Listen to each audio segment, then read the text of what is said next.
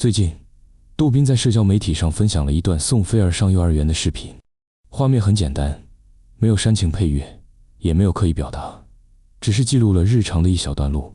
但正是这样一段平凡到不能再平凡的视频，却被网友迅速看出了变化。现在的杜斌几乎是全职在送菲儿上幼儿园。有人调侃，杜斌这是正式转型全职奶爸了。也有人玩笑中带着心酸，以前是上班族，现在是接送员，生活把他变成了时间最自由、压力也最大的那种爸爸。但更多人看到的不是玩笑，而是一个男人正在独自承担家庭的现实。一个细节暴露了现状，杜斌已经围着孩子转了。在这段视频里，有一个很明显的信号，杜斌的生活节奏已经完全围绕菲儿展开。早上准点出门，路线熟悉，动作自然，没有匆忙，也没有敷衍。这不是偶尔送一次的状态，而是长期、反复、已经习惯了的日常。很多网友一眼就看出来，这是天天送，已经形成生活节奏了。也正因为这样，大家才会说，杜斌现在确实像一个全职奶爸。而全职奶爸这4个字听起来轻松，其实一点都不轻松。在互联网上，全职奶爸常常被当成调侃，好像很轻松，好像不用上班，好像只是接送孩子，做家务。但真正经历过的人都知道，全职带孩子比很多工作都更消耗人。尤其是杜斌这种情况，单独照顾孩子，没有伴侣在身边分担，没有固定作息的下班时间，情绪、生活、经济压力同时存在。他不仅要送菲儿上学，还要做饭、打扫、处理孩子的情绪，安排生活琐事，同时考虑收入来源。所谓全职奶爸，其实是24小时待命的家长。网友的玩笑背后其实是理解和心疼。在评论区里，你能明显感觉到一种情绪变化。一开始是调侃，杜斌这是转行成功了，全职奶爸上线，接送专业户。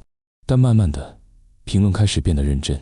一个人带孩子不容易，孩子这么小，爸爸真的辛苦，他现在真的没有退路了。很多人其实并不是嘲笑，而是用玩笑来缓解那种说不出口的心酸。因为大家都看得出来，杜斌不是选择当全职奶爸，而是必须当。最让人欣慰的是，菲儿很开心，没有不满。在这段视频里，有一个特别重要也特别温暖的画面。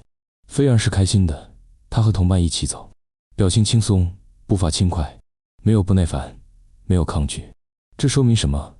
说明杜斌的付出，至少在孩子这里是被接住的。菲儿没有因为家庭变化而表现出明显的不安，没有因为只有爸爸陪伴而消沉，反而能正常地融入幼儿园生活。这对一个父亲来说是最大的安慰。一个男人能不能撑住家庭，看的是这些没人鼓掌的时刻。杜斌现在的生活没有高光，没有升职，没有炫耀，没有成功转型，有的只是每天固定时间出门，一成不变的接送路线，重复的日常，看似平凡却不能出错。但恰恰是这些没人鼓掌的时刻，最能看出一个男人的责任感。很多人说，真正的父爱不是在大事上，而是在这些重复的小事里。杜斌现在所做的正是这样的小事。从丈夫到父亲，再到全职奶爸，杜斌的身份在变化。回头看杜斌这几年的变化，会发现他的身份在不断被重塑。曾经是丈夫，后来是主要照顾孩子的父亲，现在更像是一个全职围着孩子转的家长。每一次变化背后都不是主动选择，而是现实推着他往前走。他不是不知道辛苦，只是没有别的选择。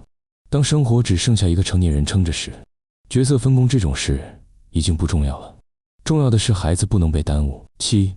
为什么大家会对这段视频产生共鸣？因为太真实了。很多家庭其实都正在经历类似的状态，一方缺位，另一方被迫承担全部。生活没有戏剧性，只有责任和坚持。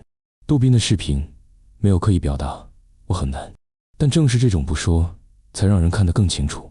网友共鸣的不是全职奶爸这个标签，而是一个普通父亲在努力把日子过下去。菲儿的平静是杜斌最大的成功。如果说现在的杜斌有什么成果，那就是菲儿。孩子能正常上学，开心走路，融入同伴，说明他在心理上是相对稳定的。